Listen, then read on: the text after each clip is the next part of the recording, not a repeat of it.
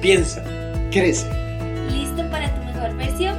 Somos Ángel, Roosevelt y Eduardo. Dale play ya, mentalízate. Hola, hola, comunidad de Mentalízate, bienvenidos y bienvenidas a un nuevo episodio. Es un gusto estar nuevamente con ustedes, padres, madres, estudiantes y bueno, en realidad todo aquel que busca crecer. Hoy tenemos entre manos un tema que bueno, es la base de casi todo lo que hablamos en este espacio y tiene que ver con el arte de quererse a uno mismo. Vamos a analizar un poquito la autoestima sana versus el ego. Sí, antes de continuar este tema importante e interesante del capítulo de hoy, quisiéramos agradecer a todos aquellos que nos comentaron, nos escribieron, nos dieron algún tipo de feedback con relación a los primeros episodios de esta temporada. Algunos comentaron cómo comenzaron a identificar lo que era una mentalidad fija o mentalidad de crecimiento, y pues en realidad esto es lo importante, es el primer paso y hoy vamos a seguir construyendo, vamos a seguir en ese camino de seguir creciendo y en el desarrollo personal de cada uno. Así es, y para eso quiero que empecemos haciendo un ejercicio, ¿ok? Si usted va manejando, por favor no lo haga, pero si usted no y está en su casita y normal, ok, usted sí haga. Vamos de esta forma, ¿ok? Quiero que usted cierre los ojos por un momento. Recuerde, si va manejando, por favor, no lo haga. Pero imagínese una escena, ¿ok? En esta escena hay un estudiante que recibe una nota excelente. Puede que sea usted cuando estaba estudiando y le dieron su 100 o si es base a 10, ¿verdad? Le dieron su 10. Usted pasó perfecto, ¿ok? Y fue el examen más difícil. Puede ser que alguno sea historia, ciencia, matemática, no sé. En el examen más difícil. Y le dieron una nota de pase perfecto. Por dentro, ese estudiante o usted puede sentir dos cosas distintas. La primera, una sensación de, vamos a decir, calidez, de logro, ¿verdad? Y lo que pensamos es, lo logré. Mi esfuerzo valió la pena. Me siento capaz. Sí, ¿ok? O segundo, puede verlo como más bien una oleada de superioridad. Y hasta algunos voltean a ver al amigo para saber cuánta nota sacó. Y si sacó menos, te gané, ¿ok? Pueden verlo más como de esa forma. Ahora, ambos en este escenario, en este estudiante ficticio que nos estamos imaginando, ambos parten de un resultado muy positivo. Pero la raíz es completamente diferente, ¿ok? Ahora sí, abra los ojitos, piense para usted. ¿Qué es lo que usted hubiera hecho si usted era este estudiante? Si ustedes le daban la nota de pase de 100, ¿usted se felicitaba por ese logro?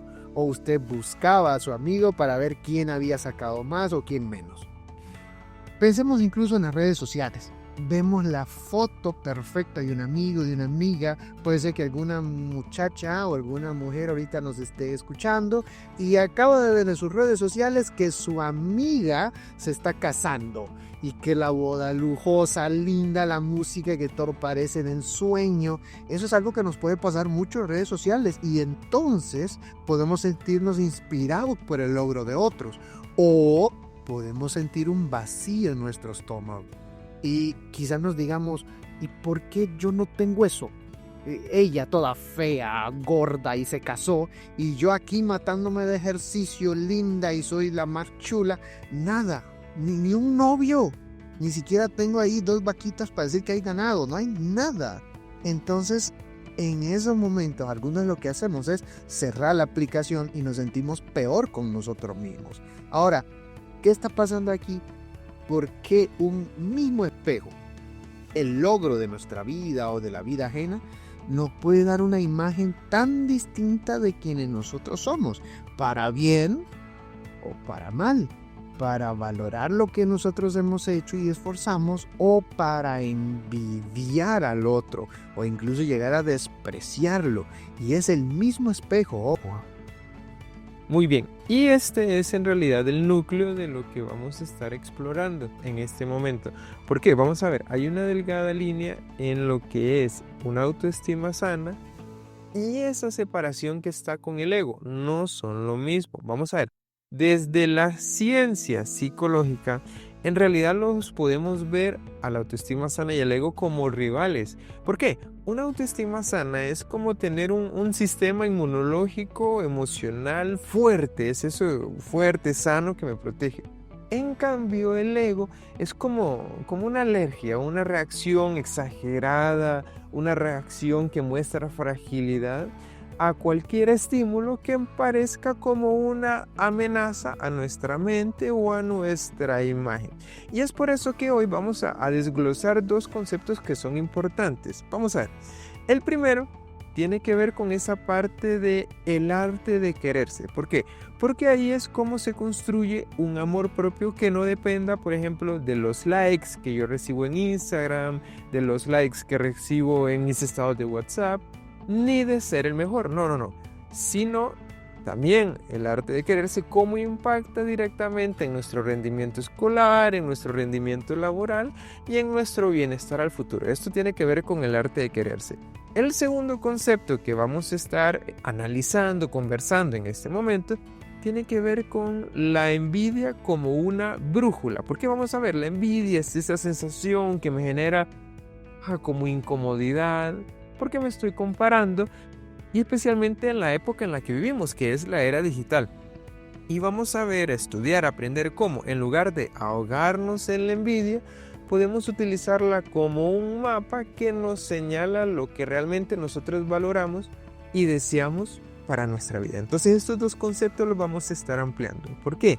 Vamos a ver, el antídoto contra la comparación tóxica no es dejar de mirar a los demás, eso casi que es difícil, es muy difícil en realidad, sino es empezar a mirarse a uno mismo con compasión y con claridad. Ruth, vieras que justamente con esto que han dicho, hay algunas personas a veces en sesiones que lo que me dicen es, no, a mí me han dicho que yo debo dejar de compararme. Yo debo dejar de estar fijándome o observar lo que otros hacen, cómo otros van, vienen, etcétera, etcétera. Entonces, a veces sale esta pregunta y también se las tiro a los dos, ¿verdad? Ruth, Ángela, etcétera. Yo les pregunto, ¿es realmente posible evitar no compararse? Nadie, nada. ¿Es posible eso? ¿Ustedes qué piensan? Es en realidad bastante complejo. No sé si en algún momento alguien lo haya logrado. Bueno, que no sé, tal vez alguien. Pero es muy difícil. ¿Por qué? Porque uno es un ser social. Además de las emociones, además de la parte espiritual, uno es un ser social. Y la comparación como que es algo que está en nosotros. Sí es bastante complejo, pero es como muy natural en nuestra mente, en nuestra forma de relacionarnos con los demás, ya sea positiva o negativamente. Entonces, por ahí iría mi respuesta. ¿Qué pensás? Sí, yo pienso que tal vez todos nos comparamos de alguna forma, pero no todos le sacamos el provecho a esta parte de la comparación, como que puede tener un lado positivo o un lado negativo. Y por lo general nos vamos al lado negativo, donde ya es más peligroso.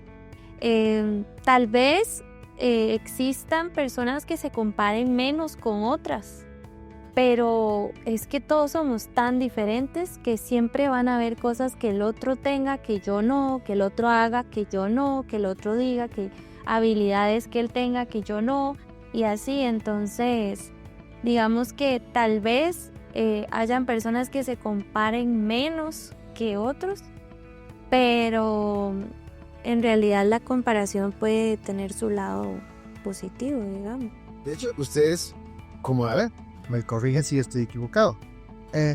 El autoestima, justamente de lo que estamos hablando en el título, ¿verdad? La identidad que yo tengo como psicólogo, como hijo, como esposo, como padre, como lo que pueda hacer. Esto nace de la comparación, es específicamente ahí. Sin el contexto social, ¿cómo sé yo que yo soy bueno o malo en ser un psicólogo, en ser un esposo, en ser un cristiano, en ser alguien que creo que hace algo? ¿Cómo yo sé que en el deporte que yo practique yo soy excelente o no soy excelente? Si no es comparando desempeño y resultado con otros, ¿verdad? Entonces, la comparación es una herramienta y es necesaria, ¿ya? El punto está en la dosis de comparación. Veámoslo como si fuera una inyección, ¿verdad? O algo por el estilo, ¿ya? Entonces, si yo me tomo mi vaso de agua al momento que debo tomarlo, ayuda en mi organismo, en mi digestión y en mi hidratación. Pero si yo paso tomándome el agua constantemente en dosis que ya no me están sirviendo, entonces me puedo enfermar y en lugar de hidratarme, puedo incluso deshidratarme al tomar tanta agua. Y creo que, de hecho, me acordaba de una mamita que nos comentaba ayer que su hijo compitió en aguas abiertas y que quedó en 9º lugar, que el entrenador de él quedó en 2º lugar y que le ganó un niño de 12 años que obtuvo el primer lugar. Entonces, claramente, si uno se pone ahí, ¿verdad? Como a comparar, el niño puede decir, o sea, realmente...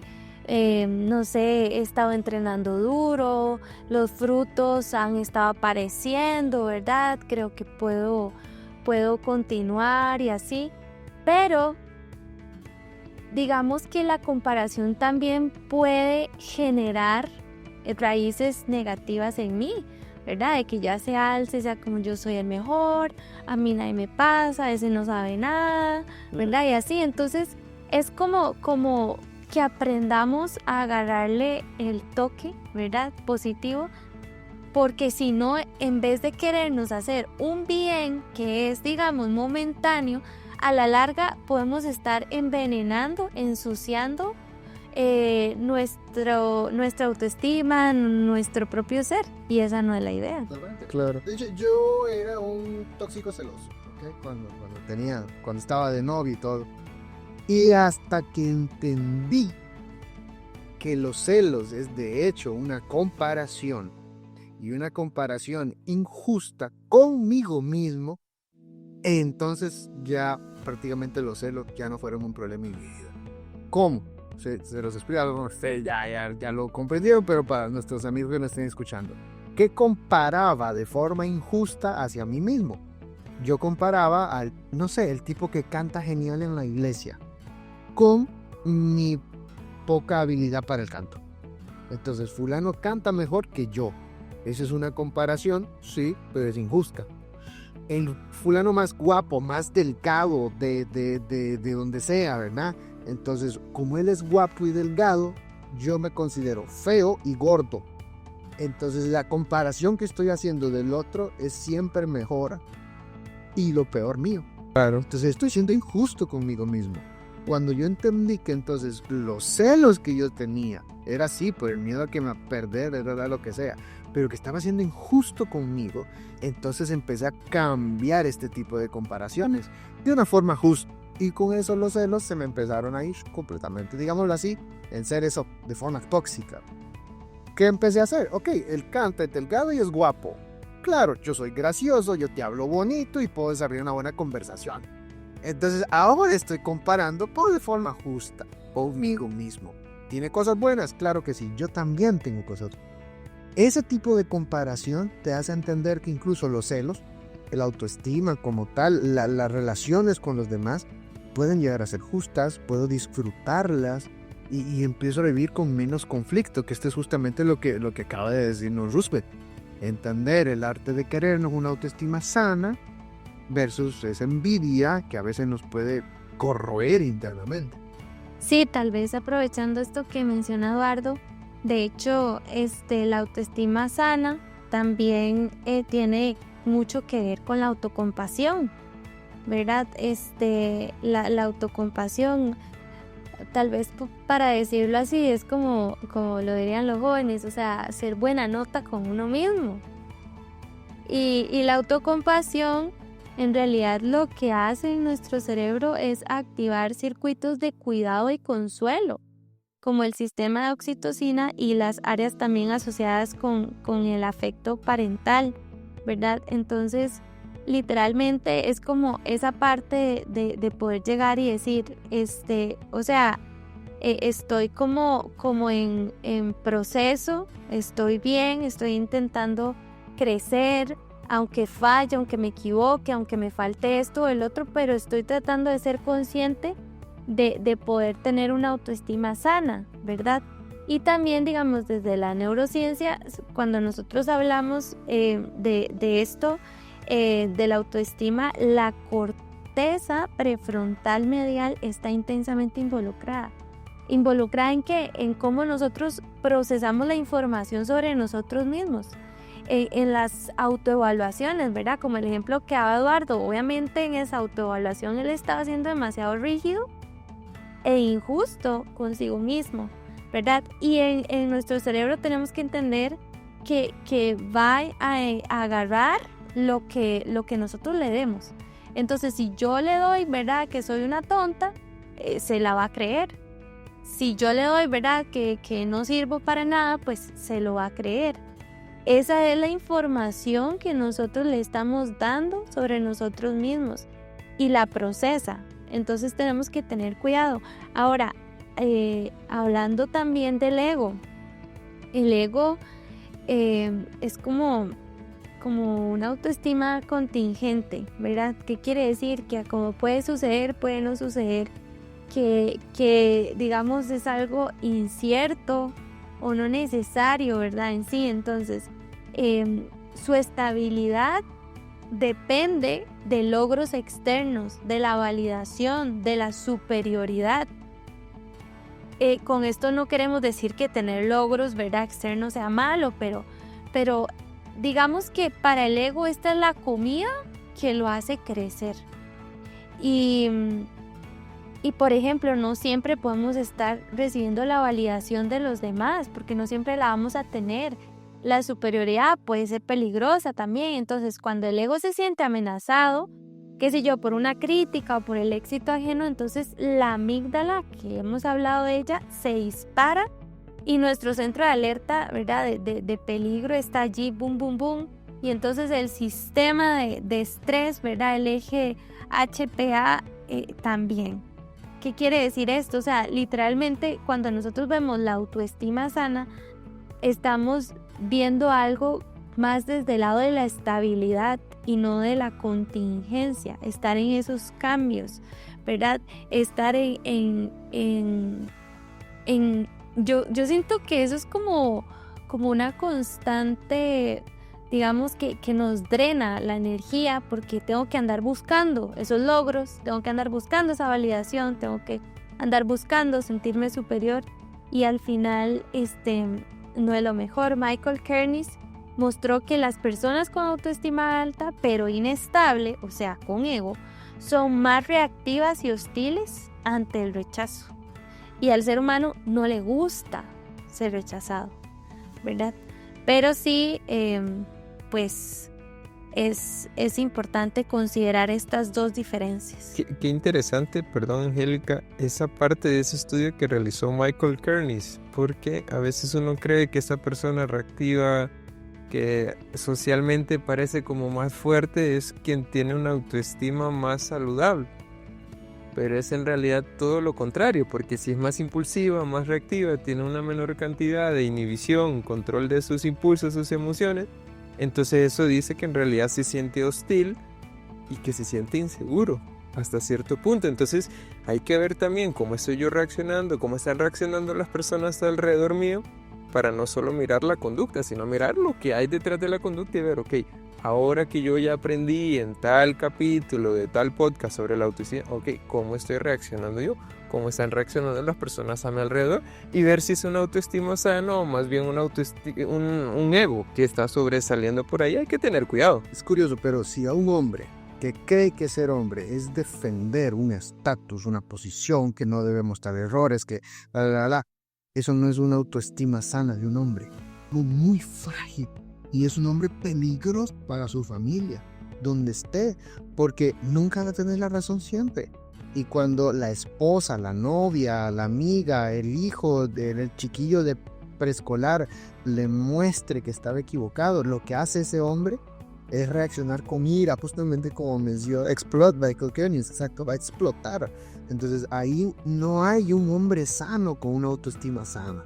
Hay un hombre que está enfermito, con un ego muy frágil, ¿okay? Y lo mismo pasa al otro lado. esa mujer que se cree empoderada, en muchísimas comillas, que nadie le debe decir, que se merece todo, que eso no es la autoestima sana. Y lamentablemente en la sociedad eso es lo que se aplaude. Mujer empoderada, bárbara, que se cree no sé qué de alto valor y no, eso no es autoestima sana, eso es un ego frágil. Yo creo que a veces basta con tener una conversación con esas personas, ¿verdad? Y darse cuenta. Yo creo que nos podríamos sentar en una silla y que yo me ponga, fulanito, tiene una autoestima sana. El otro, no, como que no mucho. Ese es inseguro. Ese sí tiene una, pero, o sea, engaña porque puedes hablar con esa persona que tú crees que tiene una autoestima sana o alta o a ver ahí, pero no. Ujú. Hay personas que no se sienten, o sea, nada bien dentro de sí. Entonces es muy triste porque quiere decir que entonces va más allá. Y Claro, no nos tenemos que dejar engañar, ¿verdad? También por eso. por supuesto. Pero bueno, continuamos porque si no... Se nos va el tiempo. Sí. Pero bueno, la pregunta tal vez es, ¿qué tiene que ver esto, digamos, por ejemplo, cómo podría impactar en el aula o en la vida, digamos? Sí, de hecho, verás que un estudiante con una autoestima sana ve un error como información, ¿ok? No como un juicio a su persona. Y bueno, aquí hablamos de todo. Entonces, justamente estaba hablando con mi esposa de esto para los exámenes de ella para colegiarse como doctora. Ella estaba analizándose. Me decía ayer, mira, alguna de mis crisis llegué a esta conclusión. Y yo, ¿a qué conclusión llegaste? Y justo estábamos hablando y ella me decía, cuando un examen no lo pasé o una pregunta era obvia y en ese momento no la dije como era, después siento que soy una doctora que no sirve, que no sabe, que no puede. Entonces justamente lo que estamos viendo ahorita, el error en la pregunta es solo una información de que no lo entendiste en ese momento, no de que sos mal profesional. Mala corrección, ¿verdad? Entonces, un error no es un juicio de valor a tu integridad como ser humano, ¿ya? Entonces, eso es lo que estaba justamente hablando con ella y este es también el ejemplo que estamos usando ahorita. Entonces, el cerebro va a permanecer en un estado de apertura a aprender. Cuando el error que cometemos es solo información que me ayuda a mejorar, yo puedo aprender más. Mi cerebro está dispuesto a eso. Entonces la corteza prefrontal dorsal lateral, que es la que se asocia con el control cognitivo y la resolución de problemas, trabaja mucho mejor. En cambio, un estudiante cuyo valor propio depende de ser el inteligente, ¿verdad? El que pasa con 100, el hombre que no comete errores, la mujer que no le dicen nada porque ella tiene lo que sea, ¿verdad? Que se merece todo. Este tipo de personas, cuando tienen un error, eso amenaza su identidad, su integridad. Eso es un ataque directo. Entonces, en lugar de abrirse su cerebro para una apertura de aprendizaje, lo que hace es disparar la amígdala. Muy parecido a un ataque de ansiedad, digámoslo así, o alguien que ve una amenaza ahí. Entonces lo que va a entrar es un modo defensivo. ¿Y qué es lo que hace el estudiante, la persona que lo ve el error de esta forma? Ese profe no sabe explicar, es que ustedes se creen a saber qué y ustedes no saben nada, es que ese hombre no tiene plata, a mí no me merece. Y empiezan a haber un montón de problemas en el mundo, pero no lo ven consigo mismo. Entonces bloquea su aprendizaje. La ciencia es muy clara en esto. El ego, paradójicamente, es el mayor enemigo del crecimiento. Por eso usted está escuchando este podcast de esta temporada que es de crecimiento personal. Aléjese, aprenda a identificar cuando usted está siendo un ego muy grande y muy frágil y muy tóxico y movámonos mejor a una forma de crecimiento donde una autoestima más sana, porque eso de verdad nos puede hacer mejor persona, nos ayuda a crecer. Ahora, cuando nosotros hablamos de la aceptación corporal, de la validación interna, es un mundo, vamos a decirlo así, mejor lo digo de esta forma, en un mundo donde todo es likes, donde todo es ser tendencia, donde todo es esto, nuestro cerebro va a liberar dopamina y justamente el núcleo accumbens, que es el núcleo de recompensa, en otras palabras, lo que hace el núcleo accumbens es, uy, qué bien se sintió eso, quiero más, y usted busca más de esto. De hecho, si quiere, váyase al capítulo 1 que nosotros tratamos en la temporada anterior, y ahí estamos viendo la diferencia entre dopamina y serotonina. Ahí puede usted ahondar muchísimo más en este tipo de temas, ¿ok? Entonces, nuestro núcleo accumbens se activa, nuestro centro de recompensas, y queremos más desaprobación. Entonces, la red social, que mi pareja me valide, etcétera, etcétera, nos podemos volver adictos a eso.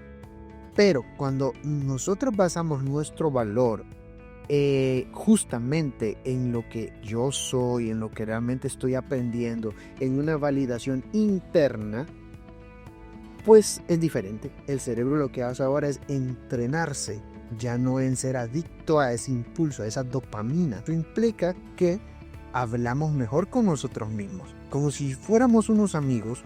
No me recrimino, no me reclamo como que, ay, yo siempre soy tapoto, ay, es que yo nunca puedo. Ya no uso este tipo de lenguaje, porque mi valor como persona definitivamente no está en el error que yo cometa, en que los demás me acepten o en que yo logre algo. Ya está en mí. Ese es el valor propio, ese es el amor propio. Esta es la verdadera autoestima.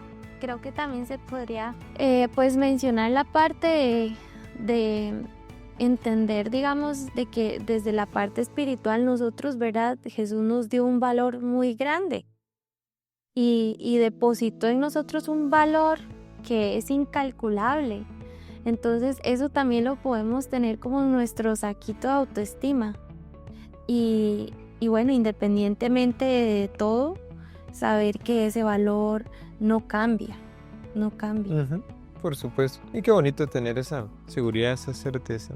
Bueno, y continuamos conversando y hablamos un poco de autoestima, pero vamos a ir a esa segunda parte que dijimos, la envidia, que ya comentamos un poco previamente, pero vamos a dedicarle tal vez unos minutos más.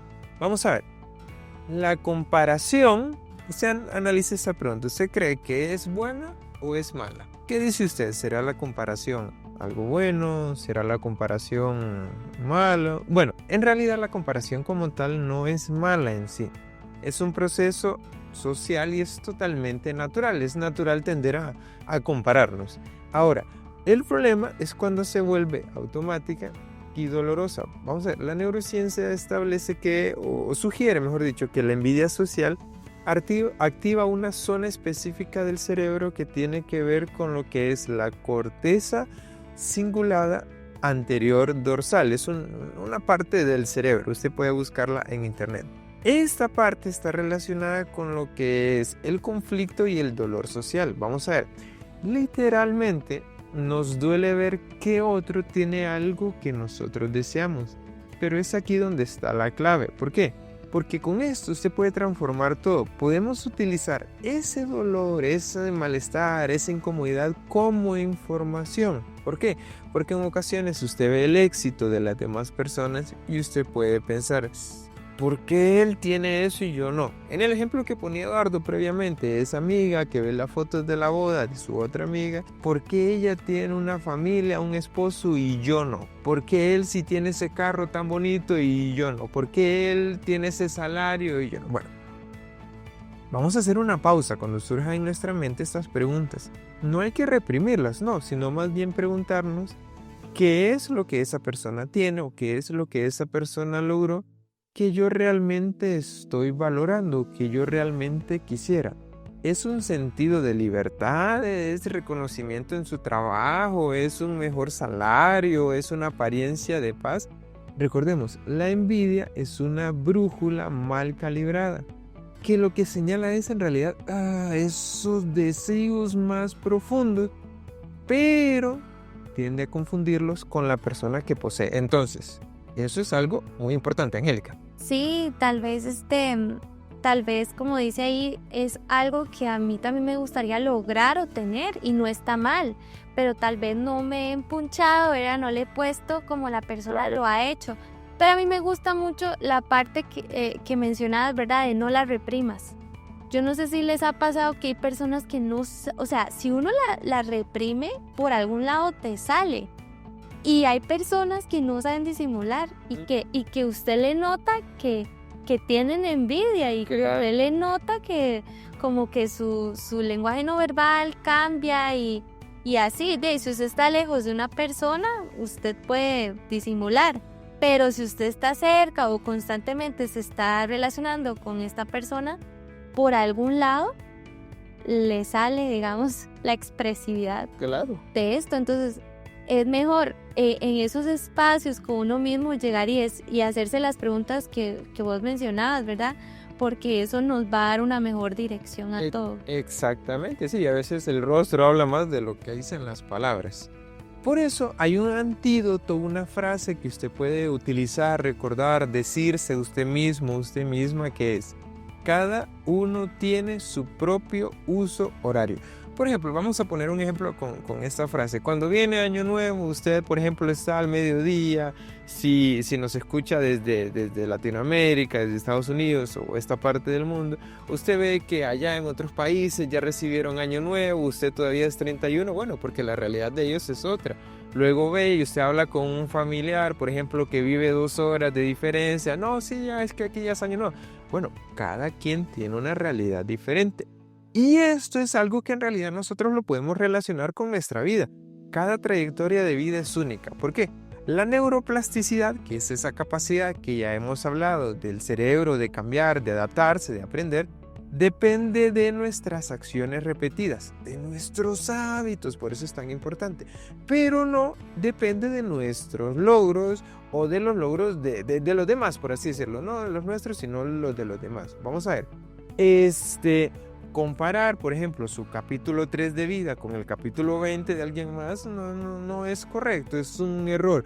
Como mencionaba Eduardo, el ejemplo de los celos, compararse usted con alguien más, tal vez no es lo más justo, ni para usted ni para esa persona. Por eso, en lugar de pensar, ok, yo quiero eso, lo que él tiene, usted puede reformularse ese pensamiento por, ok, yo quiero sentirme como imagino que se siente esa persona al tener eso. ¿Por qué? Porque en realidad lo que hacemos es cambiar nuestro enojo, nuestra molestia, y lo utilizamos como un combustible, como algo que nos ayuda a impulsarlos.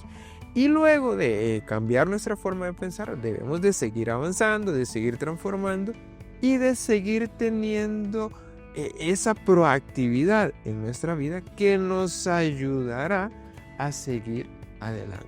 Pero bueno, ahora digamos que esta fue como la parte de la teoría, que es cómo funciona nuestro cerebro, cómo funciona nuestra mente. Ahora, ¿qué les parece si vamos a esa parte tal vez un poco más práctica? Y usted que nos está escuchando puede tomar nota, puede anotar, puede poner en práctica todos estos ejercicios que nosotros vamos a conversarles en estos momentos. Sí, creo que a todos nos debería interesar, ¿verdad?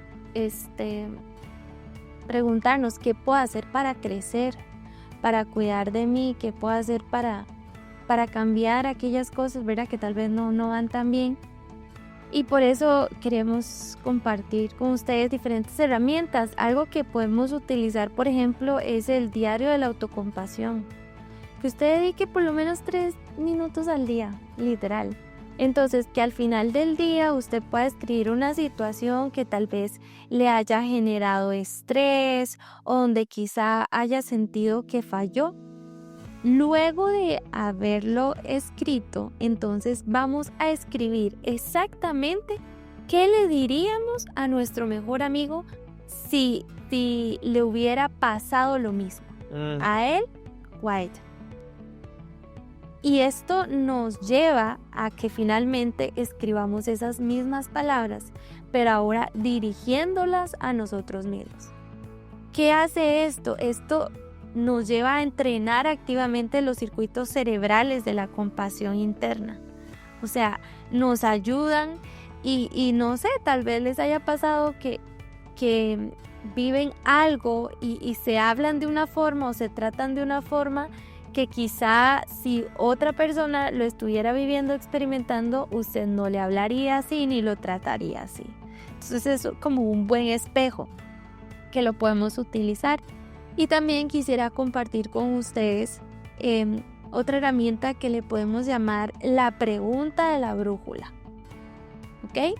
La pregunta de la brújula, así como en tiempo real. Entonces, la próxima vez que sientas envidia o comparación, ¿verdad? Negativa, sea en redes sociales o así, no haga scroll rápido, ¿verdad? Sino deténgase y hazte la pregunta: ¿qué valor o deseo me está señalando esta emoción? Y entonces que usted pueda anotar la respuesta en una nota de su teléfono tal vez. Y al final de la semana usted puede revisar la lista y usted tal vez va a poder ver un patrón de lo que realmente anhela, de lo que realmente quiere, ¿verdad? Y ese puede ser un mapa que usted pueda seguir, que pueda ver, y no necesariamente el de los demás. Entonces, Hay algo interesante, Angélica, y les hago la pregunta a ustedes y a todos los que nos escuchan. ¿Cuál será la diferencia entre autocompasión y lástima? Porque las dos voy a tenerlas hacia mí mismo. ¿Ah? Y hago esta pregunta porque algunos piensan eso: autocompasión, que vos, pobrecito vos, y que lo que sea, ¿verdad? Pero autocompasión es algo muy importante que nosotros debemos practicar. Y como es auto, entonces es hacia sí mismo. Entonces es una compasión hacia mí mismo. Entonces, ¿cuál sería alguna diferencia de esto? Vea, en primer lugar, cuando nosotros hablamos de la autocompasión, vamos a decir así, la necesidad, las ganas de superarse, en la autocompasión se mantienen. En la lástima se abandona, ¿ok? Entonces, si tenemos, digamos así, el ejemplo que decía Angélica, el chiquillo que estaba compitiendo en mar abierto y quedó en 9º lugar. Autocompasión, en este caso, por decirlo así específicamente, sería: ok, quedé en 9º lugar, voy a aceptar la realidad. Hice mi mayor esfuerzo o a lo mejor no le puse del todo. Vamos a evaluar mi desempeño como tal. Entonces, el resultado que yo he obtenido, aunque es doloroso, yo acepto porque es la realidad y el responsable de eso soy yo, ¿ok? Entonces, ¿qué es lo que me motiva cuando yo soy autocompasivo? Es: vamos a volver a intentarlo, vamos a una más, ¿ok? Entonces me motiva a querer seguir superándome, pero yo acepto la realidad como es, yo veo en qué es mi responsabilidad.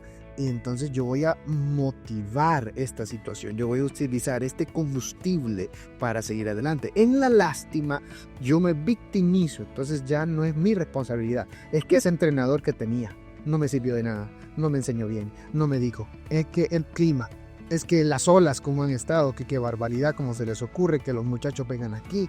Entonces toda la responsabilidad queda en los demás, ya no es mía.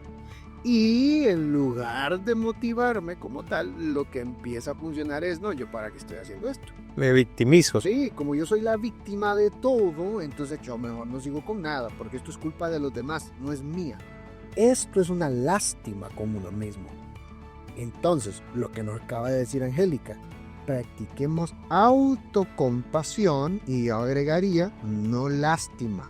Vea la responsabilidad que usted tiene y en base a esa, usted, valga la redundancia, hágase responsable. Eso es lo que hablamos en el capítulo anterior de responsabilidad radical.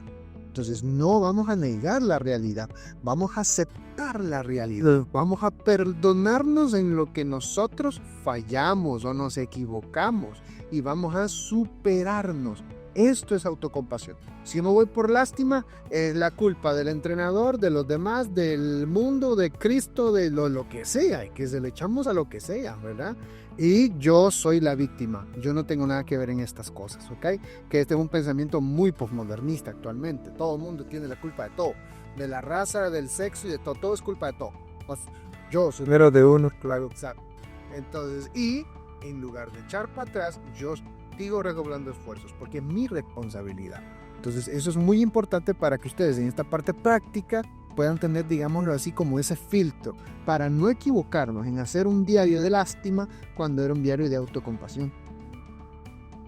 y siento que tanto si yo voy a decidir como persona practicar la autocompasión o la lástima, o sea, ambas requieren pagar un precio.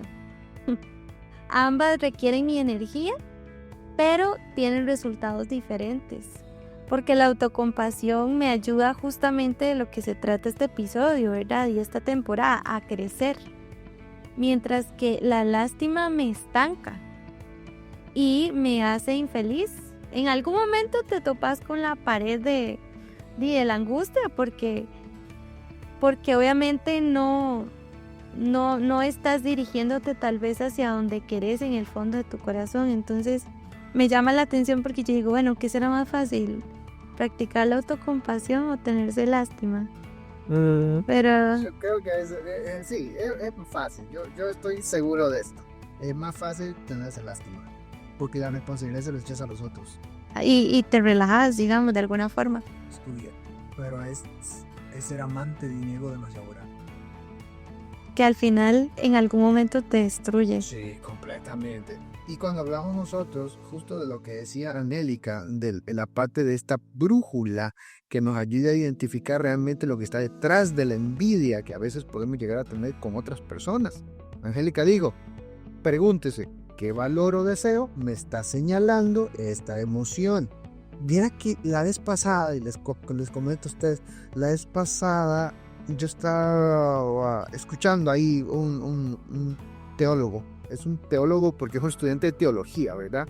Es un teólogo y mencionaba desde Santo Tomás de Aquino y desde varias personas el pecado de la envidia. Mencionaba eso. Y decía que de todos los pecados, viéndolo, ¿verdad? Espiritualmente. Entonces, de todos los pecados, la envidia es el único pecado que desde principio a fin nunca generó placer en la persona. Es un infierno para la persona de principio a fin. Y daba algunos ejemplos, ¿verdad? Daba el ejemplo como de, vamos a decir, la mentira. Te sentís muy poderoso cuando estás mintiendo. Hasta hay cierta adrenalina en todo esto. Te sentís mal con el pego de conciencia después o cuando te descubre, ¿verdad? Ahí donde te sentís mal.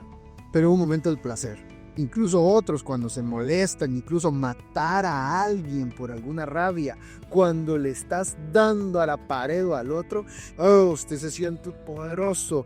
Después vienen las consecuencias y bueno, ya te sentís mal, etcétera, etcétera. Pero en la envidia, desde que aparece hasta que finalice, todo el tiempo te sentiste mal con vos mismo.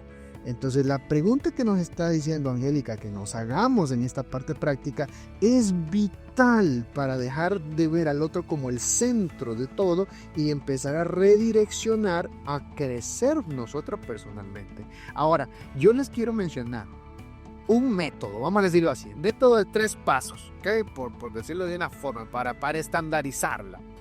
Un método de 3 pasos en cual nosotros podamos transformar la envidia en inspiración. Porque acuérdese usted que una autoestima sana se aleja mucho de lo que es un ego, ¿ok?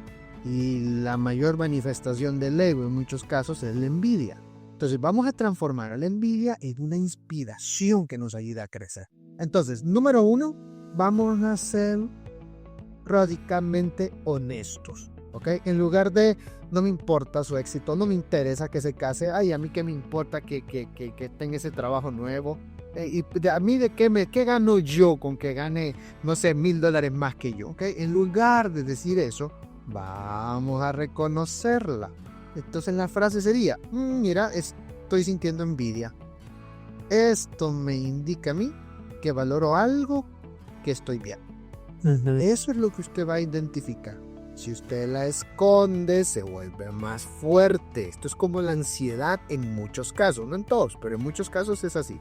Si usted algo le genera ansiedad y usted la evita, la ansiedad se fortalece, ¿ok? Lo mismo pasa en este caso con la envidia. Número 2, recuerden, número 1, reconócela, sea honesto con usted mismo. Al menos a usted no se mienta, ¿ok? Y número 2, desmontamos la comparación. Entonces, pregunte, ¿estoy comparando, como lo que dijo Roosevelt, mi capítulo 3 con su capítulo 20? ¿Estoy comparando el ascenso que esa persona tuvo con apenas mi primer año o 6 años de trabajo? Cuando esa persona puede que tenga a lo mejor algunos talentos, algunos conocimientos que yo de verdad no he invertido tiempo en eso. Entonces recuerde, cada persona tiene su propio uso horario, cada persona tiene su propio tiempo. Decía mi mamá, hijo, todo debajo del cielo tiene su hora, me decía.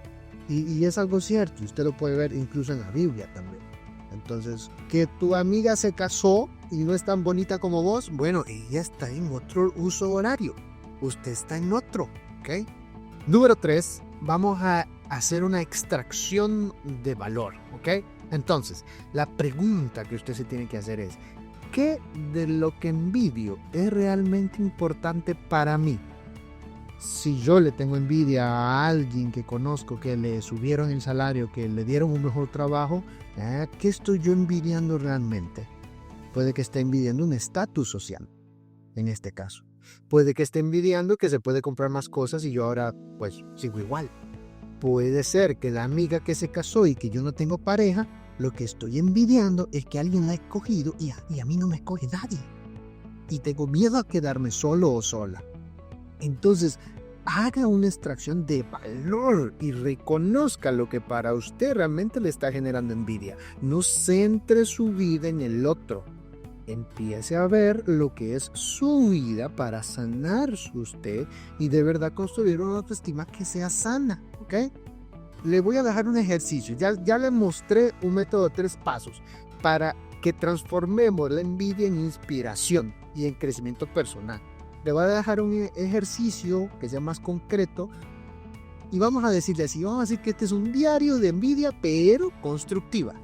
Entonces cada vez que usted siente envidia, usted anota la situación, ¿ok? La emoción y el valor subyacente que allí está. Entonces, por ejemplo, semanalmente usted va a poder ir revisando esto y ver cuál es el patrón, qué valores son los que están apareciendo ahí repetitivamente. Les doy un ejemplo. Situación. La amiga, ¿ok?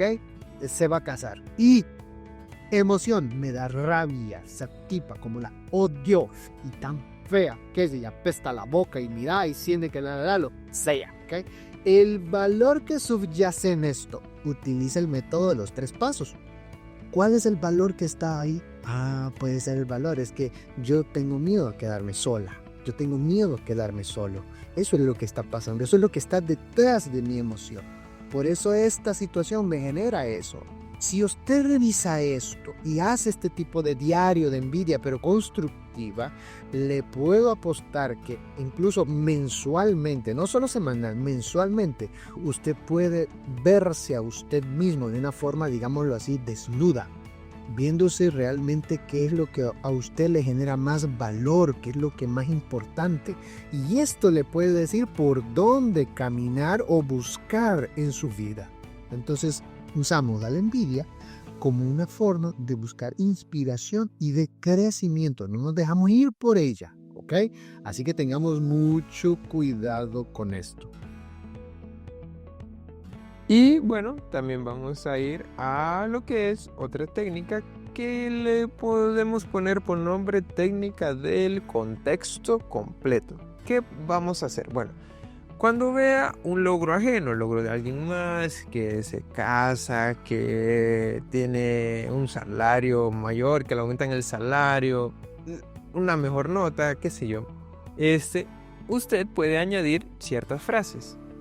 Y también probablemente termine la frase. Esto le costó, termine la frase. Lo que no veo es, por ejemplo, vamos a poner un ejemplo, ¿ok? Esa persona logró el ascenso. La primera frase que dijimos es, y también probablemente, ¿ok? ¿Qué puede ser? Que desde hace tiempo lo estaba pidiendo, que trabajó fines de semana durante años. Esto que le costó a esa persona. Sacrificio familiar, en algún momento tuvo alguna otra necesidad y tuvo que sacrificar esto. Y lo que no veo es, por ejemplo, que a veces se sentía muy estresada, que en ese momento se siente feliz, pero que la pasó muy duro en los últimos días, en las últimas semanas. ¿Por qué? Porque cuando yo logro visualizar la imagen completa y no únicamente un pedazo, una parte de toda la fotografía, esto me ayuda a mí a que mi nivel de celos, de envidia, disminuya. Ahora, es importante luego de revisar todas estas técnicas que nosotros pues podamos recordar algo. Todo este viaje científico, recordemos que tiene que ver con la búsqueda de una valía que no dependa de lo externo, de las interacciones, de los me gusta, de los likes en redes sociales. encuentra un eco profundo en un principio que es de la Biblia y que en realidad es atemporal, entonces puede aplicarse para cualquier momento de nuestra vida. En el primer libro de Samuel, capítulo 16, versículo 7, se registra lo que es también una palabra, una frase que puede servir como antídoto, que es: el Señor, Dios, no ve lo que el hombre ve, pues el hombre ve lo que está delante de sus ojos, pero el Señor mira el corazón, recordando que esta es la parte de la Biblia donde hace referencia pues al rey David antes de ser rey y que fue ungido como tal. Este versículo, este principio, junto con otras historias de la Biblia, es un neuroespiritual, un antídoto neuroespiritual poderoso. ¿Por qué? Porque mientras el mundo y a menudo también nuestro propio ego nos dice que hay que calibrar nuestro valor en lo que se ve, las notas, la apariencia, el salario, los seguidores, esto. El principio divino dice que en realidad nuestro valor es más esencial y más importante. Es un valor que puede dar paz, una paz que es inquebrantable. Es un valor interno y este es el valor del corazón. Así como leímos en el primer libro de Samuel, esta es la integridad, el carácter, la bondad que nosotros vamos teniendo en nuestro proceso de crecimiento personal. Y es por eso que cultivar eso es la base para una autoestima sólida que no dependa de me felicitaron o no, que no dependa de reaccionaron a mi foto o no, sino que es algo que nunca nadie nos podrá quitar esa tranquilidad, esa paz. Esto viene desde un lugar más profundo y más verdadero. Entonces esto tiene que ver con lo que es la autoestima sana. Pero claro, esta autoestima sana y esta gestión de la comparación no se sostienen solo con buenas intenciones, ¿ok? Tenga mucho cuidado en eso. Usted debe construir esto día a día. Esto es como que yo le diga, si usted no sabe nadar, o no sabe andar en bicicleta, o no sabe un arte marcial, y por un día que se echó en la piscina, salió, ¿ya usted es un nadador? No. Si por un día usted agarró una bicicleta y se fue a una bajadilla, y por allá, digamos que no chocó, ¿verdad? Y frenó, ¿ya usted es un tremendo ciclista? No. Si usted un día se fue a ver cómo entrenan taekwondo o jiu-jitsu, lo que sea, ¿usted ya es alguien de artes marciales? No, obviamente no. Es la práctica consecutiva y constante lo que nos hace expertos en algo. Para construir su autoestima sana, alejarse de ese ego que a usted lo enferma, usted debe construirlo cada día, constantemente. ¿Ok? Entonces tenga mucho cuidado, póngale mucha atención a esto que le estoy diciendo. No es de la noche a la mañana. Practique estos ejercicios y recomendaciones constantemente hasta que se vuelvan un hábito. Mínimo 40 días, ¿ok? De ahí en adelante ya estamos hablando de buenos resultados. Ahora, ¿cómo damos ese primer paso? ¿Cómo convertimos esa inspiración en constante acción? Buenas preguntas, Edu. ¿Cómo? Es por eso que en nuestro próximo episodio, vamos a bajar todo esto a la tierra firme de la rutina. Vamos a hablar del poder transformador de los hábitos. Les revelaremos por qué la regla de los 2 minutos es uno de los secretos mejor respaldados por la ciencia para cambiar cualquier comportamiento y cómo un simple registro de hábitos puede como reconfigurar nuestro cerebro para el éxito en el estudio, en el sueño y mucho más. Entonces tenemos que entender que el crecimiento no es mágico, es mecánico y es intencional. Y bueno, en el próximo capítulo de Mentalízate les daremos las herramientas. Nos escuchamos en una próxima, cuídense mucho y recuerden que el arte de quererse es la obra más importante que emprenderán. Hasta pronto.